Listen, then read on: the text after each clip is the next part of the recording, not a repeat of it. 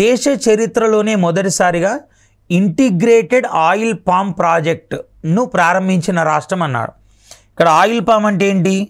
మనకి మనం దీన్ని ఆయిల్ పామ్ మన మామూలుగా ఖమ్మం, సో ఈ ప్రాంతాల్లో మనకు తెలంగాణలో ఎక్కువగా పండుతుంటాయి. ఓకేనా? సో ఇక్కడ ఇష్యూ ఏంటంటే ఇంటిగ్రేటెడ్ ఆయిల్ పామ్ అన్నాం. ఇంటిగ్రేటెడ్ అంటే ఏంటి?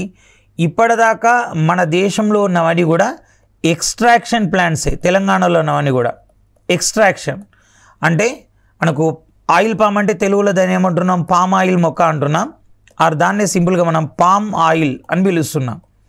ఈ పామ్ ఆయిల్ మొక్క నుంచి ఏవైతే ఆ ఫ్రూట్స్ ఉంటాయో దాన్ని తీసిన తర్వాత దాన్ని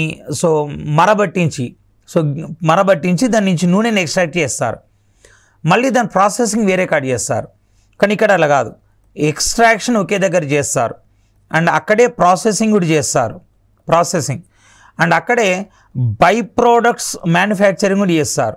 అంటే ఇప్పుడు మనం వేరుశనగ విత్తనాల నుంచి నూనె తీసినప్పుడు మనకి కేక్ వస్తుంది. ఓకేనా? సో ఆ కేక్ని ఏం చేస్తాం? మామూలుగా మనం పశువులకు వాడతాం అండ్ రకరకాల ఆహార పదార్థాలు కూడా ఇంగ్రీడియంట్గా వాడుతుంటారు దాన్ని. సో ఇక్కడ కూడా దీని నుంచి బై ప్రోడక్ట్స్ వస్తాయి కదా, ఈ బై ప్రోడక్ట్స్ని కూడా ఇతర ప్రోడక్ట్స్గా మారుస్తారు.